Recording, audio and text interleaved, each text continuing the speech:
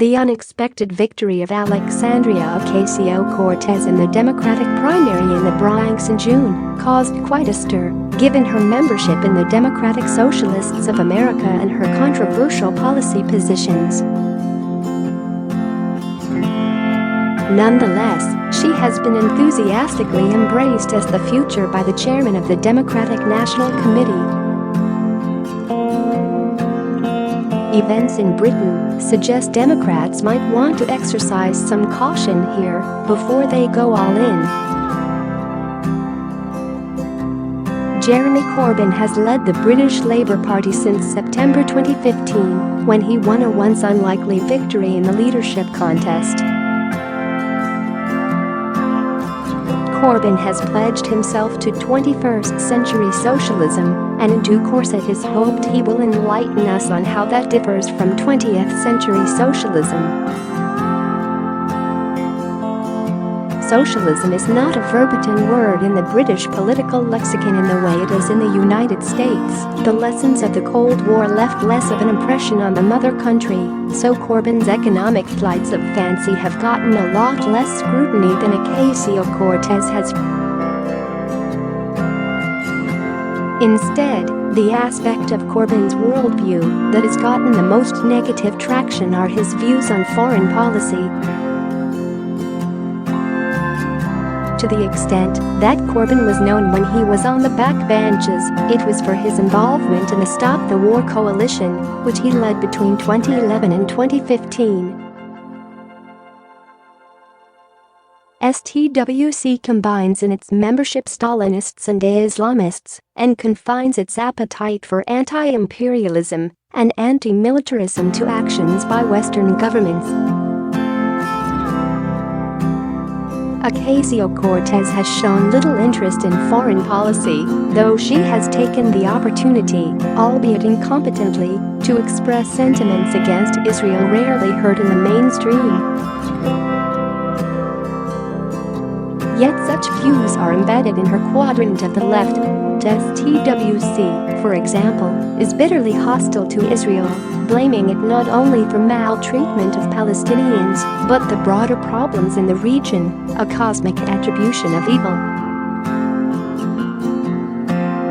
STWC has deleted from its website a 2014 article that saw war with Israel as the only path to peace in the Middle East.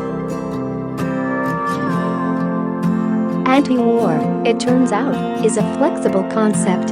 Emerging from this milieu, alarm bells have been ringing about anti-Semitism being nurtured in Corbyn's Labour Party from the start. Corbyn's allies insist the issue is being fabricated by the Labour moderates or Israel's intelligence services, as one Labour councillor recently suggested, in an attempt to topple Corbyn. An ostensibly independent report in June 2016 declared Labour free of systemic anti-Semitism, and Corbyn gave the author a peerage the month after.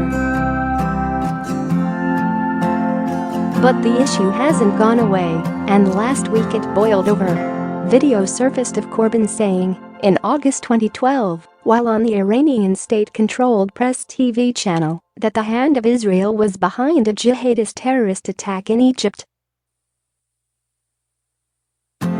A day later it was revealed Corbyn had compared Israel's policies in Gaza to those of the Nazis at Stalingrad and claimed terrorists in Israeli prisons were part of a political game. First, this took an axe to the root of the oft-made claim in Corbyn's defense. Yes, he had kept dubious company. He referred to Hamas and Hezbollah as friends, supported the Irish Republican Army, was an asset for the communist secret police in Czechoslovakia, and on and on. But, it was said, he was naive or trying to bridge divides. He was himself not an extremist. Second, it might at last have precipitated a split in the Labour Party. Dan Hodges reported in the Mail on Sunday that the main questions now are the form and timing of the schism. One possibility is September, when the party will seek to institutionalize a revised definition of anti-Semitism that provides room for the extremist political views of some Corbyn associates. Over the longer term, the impact is more difficult to judge.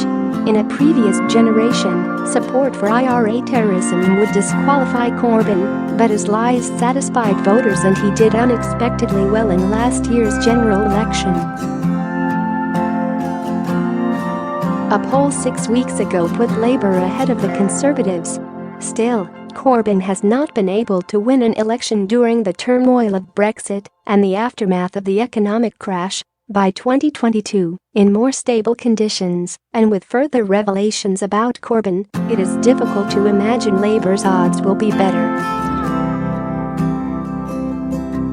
The dynamics that allowed the capture of Britain's main left-wing party by a radical fringe with a hateful ideology are not unique to Britain.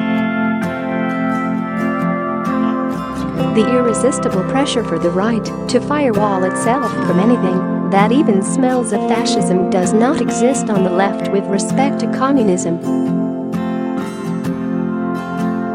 If the Democrats in America don't start drawing lines but insist on following the old habit of pas d'enemies à gauche, no enemies on the left, there's no reason it won't befall the same division as Labour is now facing.